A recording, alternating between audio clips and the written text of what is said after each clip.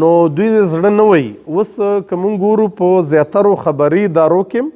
او همداسې د دغې سوشل میډیا کې هم داسې ادارې جوړې شوي چې هغه په دغې کار باندې خلکو له معاوضه ورکوي بطور فریلانسر. زه فرهاد شینواری یم، د خیبر قبایلي ضلع کې په لوړګي کې پیدا شوی یم او ابتدایي تعلیم هم هملته کړی او پېښور یونیورسټۍ نه مو MA جرنالیزم کړی، یعنی میس کمیونیکیشن کې ماسټر ډیګري مو کړې ده او تیر 10 کاله تقریبا چې صحافت سره وشو چې دې شعبې سره وابسته یو او د دې نه وړاندې مو هم یو سفر شروع کړی و چې هغه مارشل آرټ لوبې سره متعلق و. هغه لوب هم تر ډېر وخته پورې د یو کلاړي یا لوبغاړي په حیث پکې زه پاتې شوی یم او اوس دغه تیر 8 کاله وشو چې به حیثیت یو کوچ یا د پاکستان چې کوم کراټې ټیم دی د فل کانټیکټ هغې سره په وخت نا وخت چې کوم دی زه مطلب ټیم مینیجر او داسې ډېرو حیثیتونو باندې پاتې شوی یم. پخوا خو دومره سهولتونه هم نه وو، نه زموږ د پخوانی فاټا څه سپورټس ډایرکټریټ و، نه زموږ داسې څه اولمپیک اسوسییشن و او نه موږ دغه سرکاري سهولتونو ته څه رسایي وه. زموږ په وخت کې بالکل خپل مدد په خپله باندې موږ دغه لوبه جاري ساتلې وه او په هغې وخت سره چې نن نه 15 یا 20 کاله وړاندې ما په صوبایي او قومي لوبو کې برخه اخیستې وه. په هغې کې زما ګولډ میډل هم اخیستی، سیلور میډل او برونز میډلز، یعنې ډېر زیات یعنې بې شماره انعامات او هغه سرټیفیکیټس او هر څه موږ سره شته دی. نو لوبغاړي په حیث باندې موږ ډېر وخت دا لوبه وکړه او بیا هم بلیک بیلټ واخیسته په 1998 کې چې هغه په دې کې یو قسم له ماسټر ډیګري ګڼل کېږي په دې مارشل آرټ لوبه کې. په لاهور کې چې کوم هیډ کوارټر دی په هغې کې ما دا امتحان ورکړ او هغه ما مطلب دی چې بلیک بیلټ واخیسته. د پاکستان ټیم سره د کوچ په حیثیت باندې او مینیجر په حیثیت باندې زه تللی یم ملیشیا، تایلینډ، کازاکستان،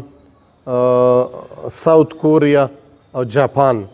دې 5 ملکونو ته ما به حیثیت پاکستان کراټې ټیم سره د کوچ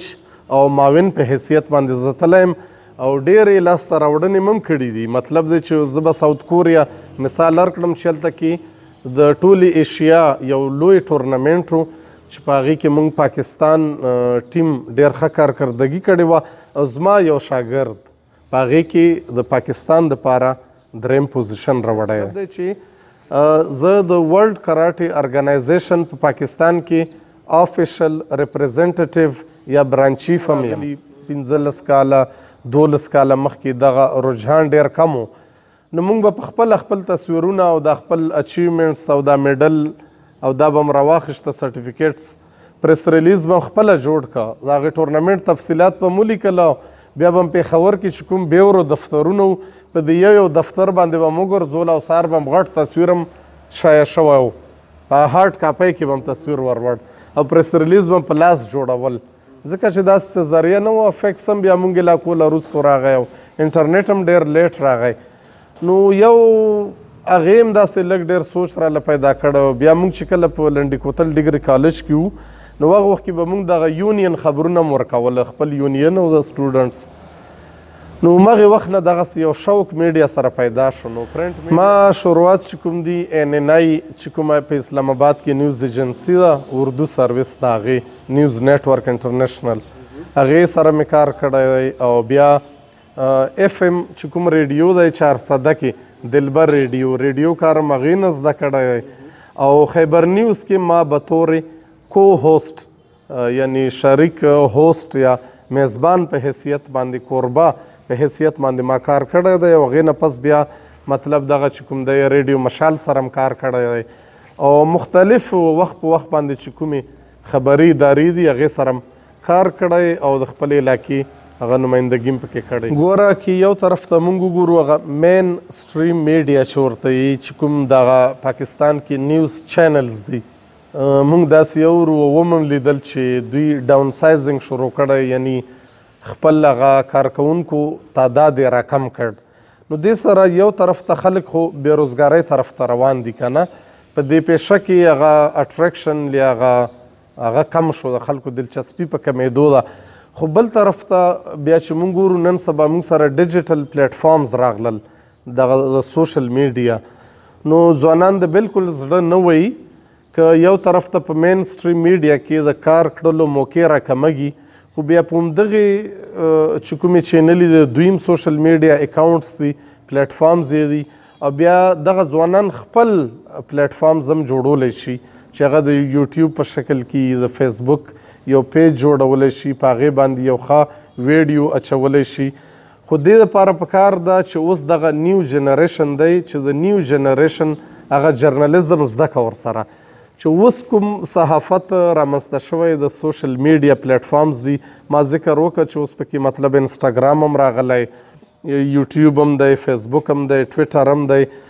نو دوی د زړه نه وایي. اوس که موږ ګورو په زیاترو خبري ادارو کې او همداسې هم د دغې سوشل میډیا کې هم داسې ادارې جوړې شوي چې هغه په دغې کار باندې خلکو له معاوضه ورکوي بطور فریلانسر. نو زموږ ځوانان دا کولی شي چې ډیجیټل پلیټفارمز طرف ته راشي او دې باندې ځان پوهه که او هغوی ویډیو ریپورټس وکړه، هغوی نور ډیجیټل ریپورټس جوړ که او په هغې باندې دوی خپل هغه روزګار روانولی شي. سبا لکه څنګه چې سوشل میډیا دور دی او د وټساپ باندې یو خبریال له خبر راځي، چا د فیسبوک پوسټ وګوري، یو ټویټ وګوري او یا یو ویډیو وګوري. موږ له پکار ده اوس به زه دا وایم چې دې سوشل میډیا او د ټیکنالوژي سره که هر سړي له مایک هم لاس له ورغی او کیمره هم لاس له ورغله او د جرنالیزم کړلو یو ټول لاس له ورغی، خو ورسره نقصانات هم را روان دي، د فیک نیوز یا د ډس انفارمیشن او چې کوم ورته موږ یو دا یو قسم له نقصان هم کا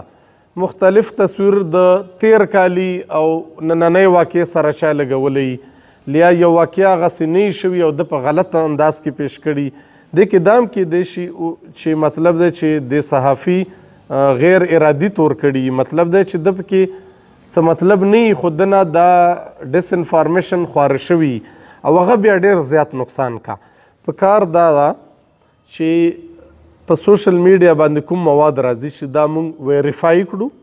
دا مونږ چک کړو، کاونټر چک کړو او هغې نه پس یې مونږ بیا خپل مین سټریم میډیا له ورکوو، یا خپل سوشل میډیا چې کوم پلیټفارمز دي هغې له مونږ په دې باندې یو سټوري کړو. په خپله باندې دا یو ټلیفون در سره دی، فرض کوي یو سیاسي کس یو خبره کړې، یو بل چا داسې یو شخصیت څه خبره کړې،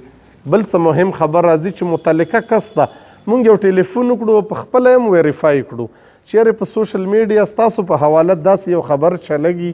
آیا دا تاسو دا خبره کړې او که نه؟ چې کوم صحافیان ورونه یي هغوی له زه هم دغه پیغام ورکوم چې خپل کار سره مینه پیدا کړئ. د صحافت دا کار چې کوم دی دا ډېر د احتیاط نه ډک دی، دا ډېر په احتیاط سره، ډېر په اصولو سره او په دې کې همیشه غیر جانبدار اوسئ. نو ما همدغه پیغام دی چې بیا به تاسو مطلب دی چې یو ښه جرنالیست بلل کږئ او علاقه او معاشره چې کوم ده او دلته چې کوم وګړي دا به بیا تاسو باندې اعتماد هم کا چې تاسو کله غیر جانبدار یې. پکار ده چې په هر خبر کې مونږ غیر جانبدار یو او مونږ چې کوم رپورټ ورکوو چې دا په صحیح معلومات په دې کې او کره معلومات. ډېره مننه.